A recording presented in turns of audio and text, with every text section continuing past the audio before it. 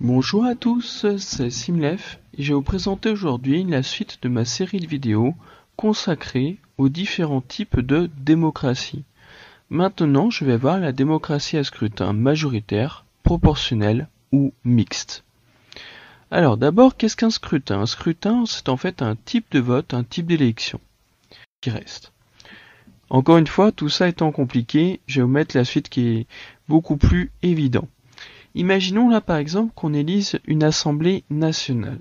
Et bien si on est dans un scrutin majoritaire, et ben dans différentes zones qu'on appelle des circonscriptions électorales, que j'ai mis ici zone 1, zone 2, zone 3, zone 4, et ben on organise des élections locales dans chacune de ces zones.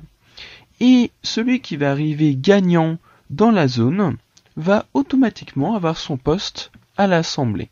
Donc l'Assemblée est formée des différents vainqueurs de toute cette série d'élections locales qui ont été réalisées dans des zones géographiques bien déterminées, qui sont bien précises. Si on a par contre une assemblée élue à la proportionnelle, c'est bien différent. On a une élection à l'échelle nationale où chaque parti présente sa liste de candidats et ensuite on regarde les scores et chacun a un nombre de postes selon son résultat aux élections. Donc le parti 1 par exemple s'il a fait 50% donc des résultats, et ben il obtient 50% des postes dans l'Assemblée.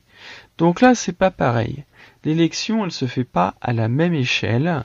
Donc si le vote majoritaire favorise la stabilité politique, le système à la proportionnelle est beaucoup plus instable, mais par contre il a un avantage, c'est qu'il respecte davantage la diversité des opinions.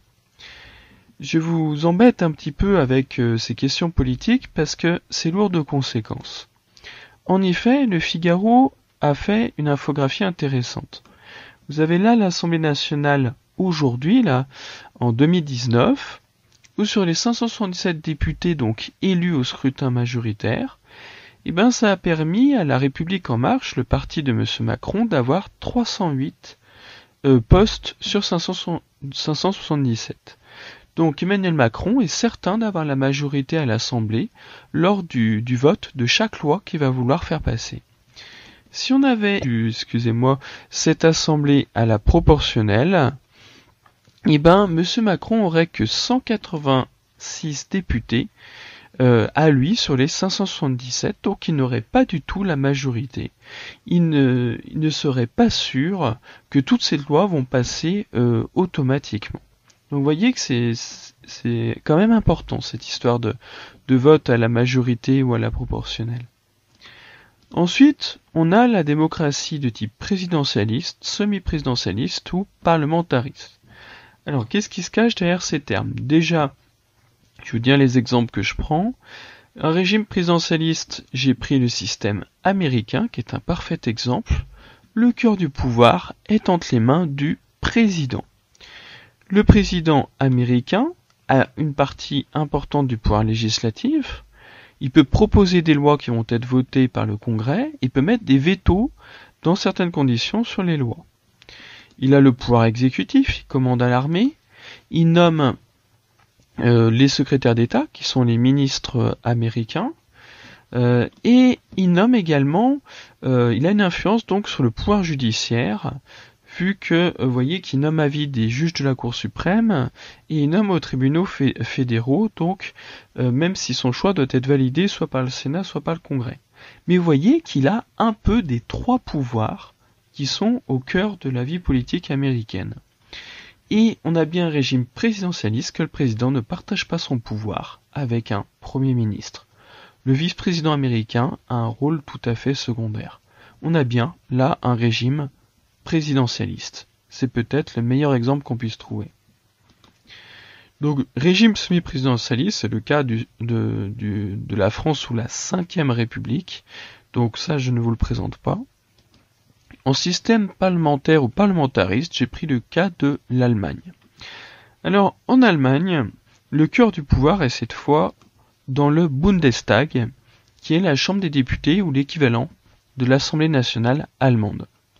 Ce Bundestag vote les lois, il élit le chancelier, il peut renverser le chancelier, donc qui est le premier ministre allemand, même si c'est très rare. Ce Bundestag a de l'influence sur le pouvoir judiciaire, alors que le chancelier a aucune espèce d'influence sur ces nominations-là, contrairement au président français et au président américain. Sachant que ce chancelier, il a nettement moins de pouvoir que le président français ou américain. Il doit déjà tolérer le président fédéral, qui n'a pas de pouvoir proprement parler, mais qui a le rôle un petit peu d'un sage, qui est un peu la conscience morale du pays, qui fait des discours qui sont écoutés, qui peut se permettre de critiquer la politique du chancelier.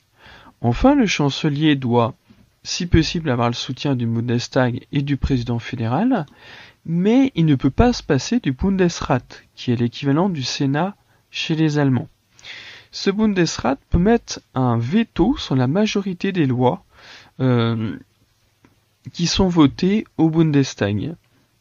Il peut mettre son veto sur toutes les lois, pour être précis, qui concernent les Länder, c'est-à-dire les régions allemandes. Donc là, vous voyez apparaître une autre différence. Si en France, le président peut plus ou moins se passer du Sénat pour les lois standards, on va dire, celles qui ne sont pas constitutionnelles, le chancelier allemand, il peut pas se permettre de snober, entre guillemets, le Bundesrat. D'accord ? Enfin, le chancelier peut pas s'appuyer sur une majorité facilement acquise à l'Assemblée nationale, comme le président français. Il doit avant tout gérer une coalition qui est de son côté au Bundestag, c'est-à-dire que vu qu'il n'a pas la majorité, il doit tout le temps négocier avec des partis partenaires ou des partis alliés. Et voyez, on vous dit, la composition du gouvernement est ainsi le produit d'une série de compromis qui instaurent un équilibre qu'il appartient au chancelier de préserver. Donc en Allemagne, vous avez plus un chancelier stratège, alors qu'en France, aux États-Unis, on a plutôt un président qui est en fait un leader, qui est un commandant, littéralement, qui est un véritable chef. On parle aussi en Allemagne de démocratie des partis, mais dans tous les cas, c'est un parfait exemple de régime parlementariste.